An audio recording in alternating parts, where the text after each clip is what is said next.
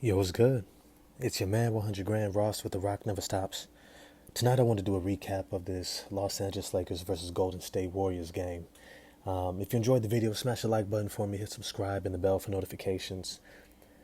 Yo, sometimes I think I gotta teach fans how to be fans, right?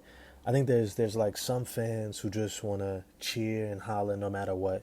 Um, but I think there's something that gets taken away from fandom or really enjoying a sport or your team when you kind of just want to operate behind this like mirage or visage of like who you think that your team is versus who they really are, who your favorite players are versus who they really are. And so one of the things that I like to do is just kind of be real. Like I can love a player, an athlete, a team, a sport, and I can also be real about critiquing obvious flaws, areas where they can grow. Because the great part about it is when they do address those areas and they grow and they evolve, it actually adds to the luster. It adds to the enjoyment of seeing how they evolve over time. Well, let's just be clear about this game.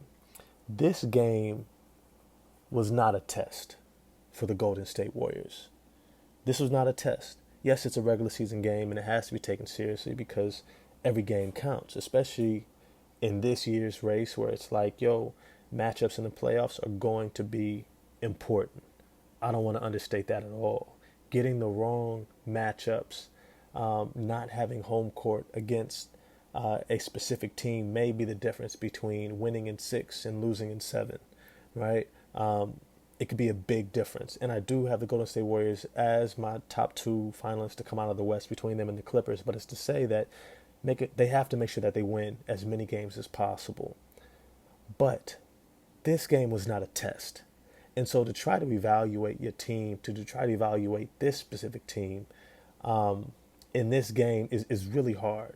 Because one, you have the aspect of them getting their rings. They have the ring ceremony, right?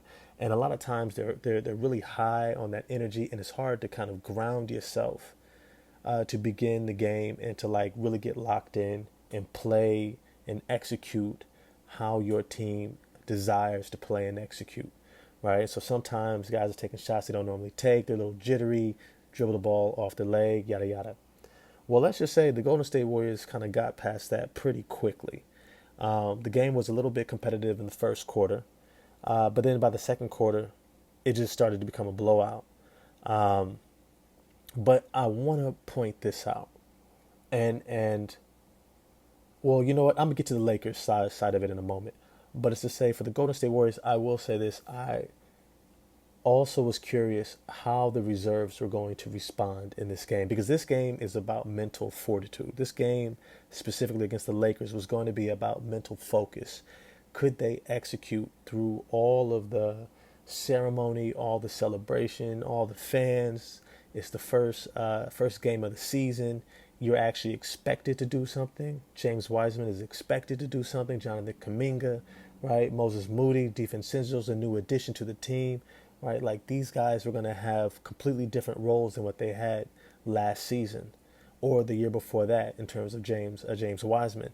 And so how are they going to respond under the mental duress of a huge celebration, right? This is where you can't really prepare for this type of experience, right? And so these are one of those moments that kind of cue you into how they prepare themselves to focus, because it's going to be a similar jump if one of them makes an All-Star game that they hadn't before, or let's say that they get into the playoffs, right? And it's the first game of the playoffs, and you have those jitters. How do you manage your jitters? And so this is what I was looking for with the reserves for the Golden State Warriors. In the first half, I saw Jonathan Kuminga passing up a lot of open looks. I know he's trying to work on being selfish, but it's also like make sure you're still who you are, right? And everybody knows he's probably one of my favorite players of the young guys of the next generation Warriors. Um, but I saw a little bit of that where he was a little bit reserved. He was a little bit timid. I don't want to say timid, but he was a little passive in that first half. In the second half, he begins to kind of like step on it a little bit more. I think he's gonna find himself more as the season goes on, especially in the beginning. I think it shouldn't take him too long. But I was definitely impressed by James Wiseman. Wiseman came in the game, and I want to say the first time I seen him matched up against Anthony Davis, he actually was able to hold his own. I think Anthony Davis bailed him out by not trying to use some veteran savvy to see if he could catch him out of position and get to the free throw line or something like that and get a foul on him. But Wiseman did a great job of playing him straight up, not reaching in, contesting his shot without fouling, and was actually able to bother his shot with his length. And that's what you want to see from a young guy, to be able to go up against the better front court players and be able to hold your ground physically and then be able to contest and not foul. And so I thought he did a great job there. He did a great job rebounding. I want to say, let me see how many rebounds he actually ended up with. But I want to say it had to have been close to double-digit rebounds by the end of this game. So he had 7 rebounds, 8 points, right? So that's really good for your first outing of the season. Plus a steal. He missed all of his free throws. Some of that might have been jitters, but he shot 4 for 6 from the field, and he hit a jumper. And so this is great game one for him. Kuminga was 0 for 3. DiVincenzo shot 3 for 6. I'm going to be honest, I wanted to see more minutes from Moses Moody, who shot 2 for 4 and looked really good in his minutes. Jordan Poole struggled a bit. He struggled a bit. But these were the guys that I was really wanting to see, because I figured Steph was going to figure himself out. Clay was going to figure himself out, which they did. Draymond did his thing. Looney was really solid in this game. Really good defense. Andrew Wiggins had a great game. Literally 4 for 7 from 3.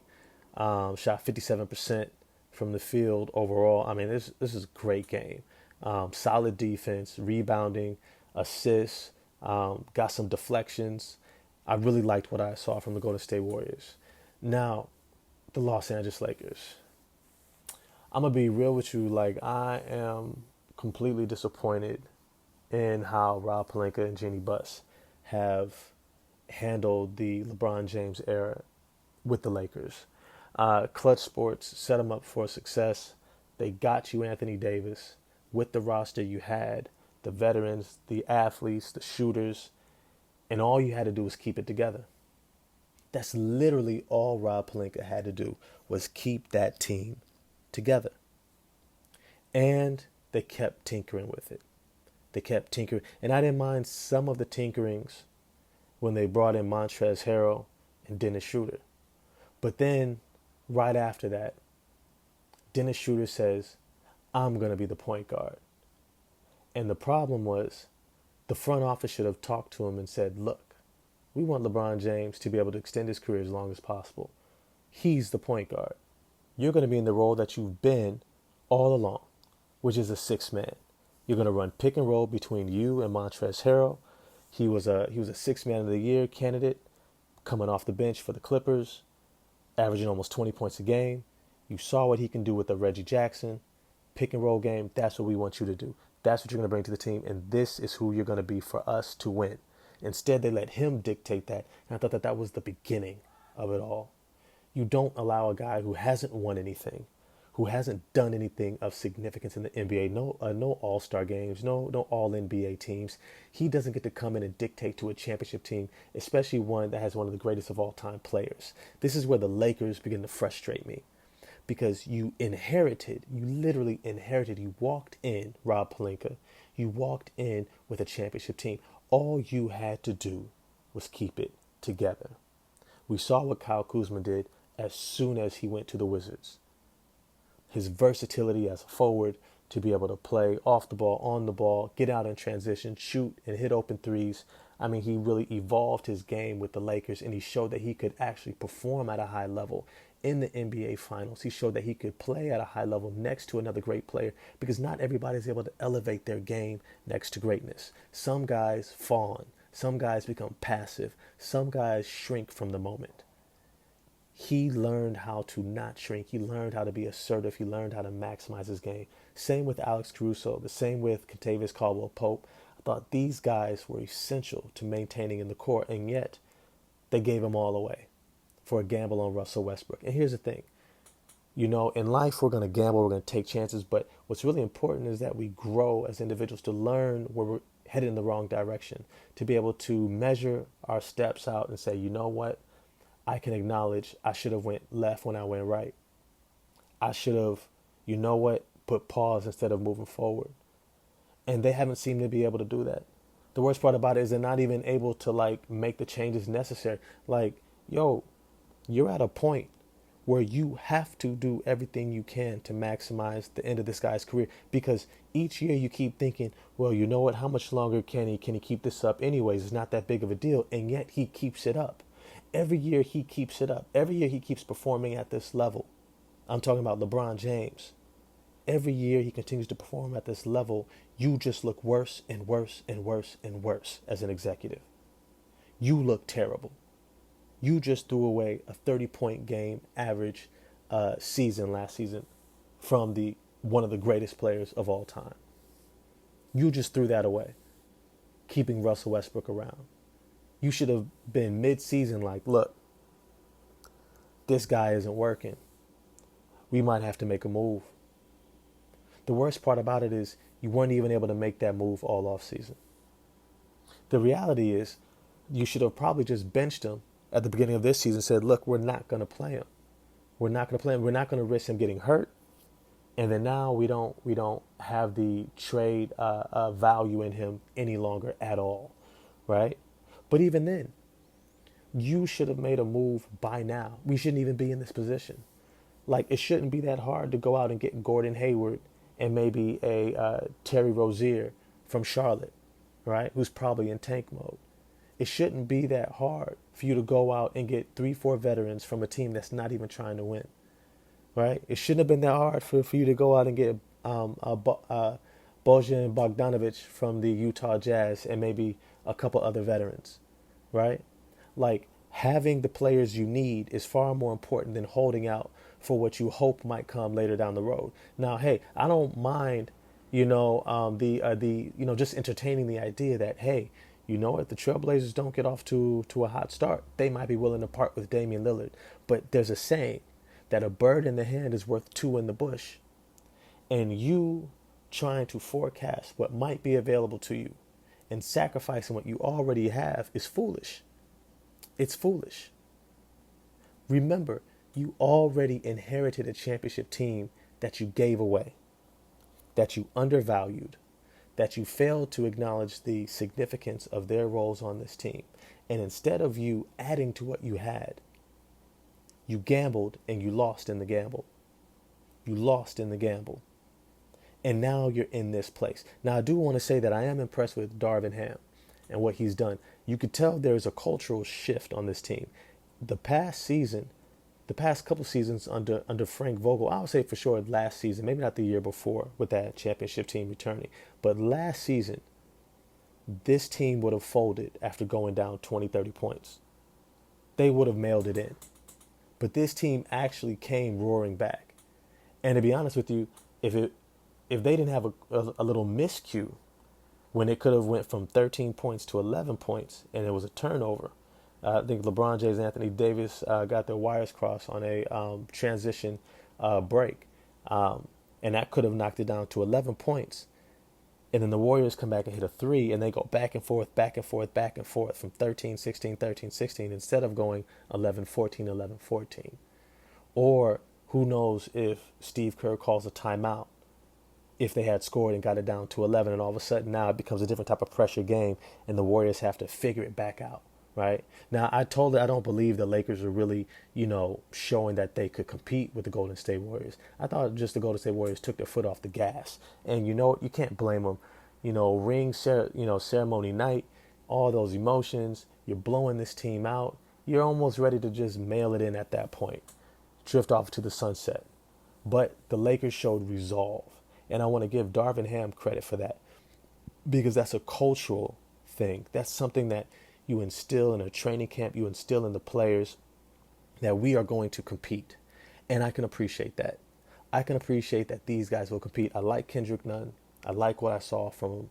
I like what I saw from Patrick Beverly. He did what he did, and he brings that fire that this team needs. I think that fire is infectious. I think that fire is a beautiful thing to have with LeBron James and Anthony Davis, because those guys at times in the past few seasons have lacked fire, right? And so to see somebody like that diving on the floor and knocking the ball away, you saw Juan Toscano Anderson getting off, diving on the floor. You saw Patrick Beverly. You saw Lonnie Walker, right? Those guys had some good athleticism, and so you see kind of, the talent of the of the Lakers within their front court and their back court. But what they're missing is some wings. Juan Toscano Anderson is not the answer at forward or as a backup forward for the Los Angeles Lakers. They need to figure out somebody who can play in that 2-3 range or even that 3-4 range, right? And I would love to see them go out and get somebody like Gordon Hayward. I would love for them to go out and get somebody like Gordon Hayward and maybe even Terry Rozier for Russell Westbrook. They'll have to figure out another contract as a filler to get both. But those two guys are legitimate NBA players. They are starters. They aren't guys who you have a big question mark looking at them and wondering what they're going to bring, right? What they're going to look like in these clutch situations. Now, like I said, it's hard to measure yourself up against that type of a team who's probably the best team in the NBA. That's a tough measuring rod, especially for the younger guys. Ring ceremony, opening night. There's going to be jitters. Guys are going to miss shots that they're normally going to make. And so it's not a true assessment. But what was assessment was the character of the team. And I can appreciate the character that said we weren't going to give up in this game. And so I want to give kudos to Darvin Ham for that. I love that LeBron remained aggressive throughout this game and even like fed off of Patrick Beverly's energy to say, nah, we're going to get back in this game. I'm going to keep running the floor hard, even if we're down, no matter what. Until I come out the game, I'm going to keep pushing myself, right? And I love that. I know he's got plenty of, reasons to continue to do so because he's breaking records at this point, right? He's at the end of his career breaking the greatest of all time records, right? But it's to say that that type of energy, it seemed like it was less about the records, seemed like it was less about the stats, and more of he still had that competitive fire. And that's what you want to see from somebody of his caliber. But this also remains putting pressure on Rob Pelinka and Jeanie Buss. You've got to get this man help.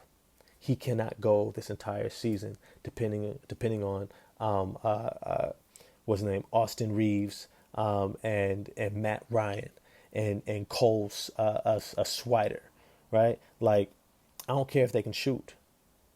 Shooting in the gym is different than shooting next to LeBron James when you're expected to win championships, right? And it's sad that this team is not even expected to win a championship, but they need to change that. They need to change that. So as always, if you enjoyed the video, smash the like button for me, hit subscribe and the bell for notifications, and I'm going to see y'all in the chat section. Holla at me there. I'll see you. Peace.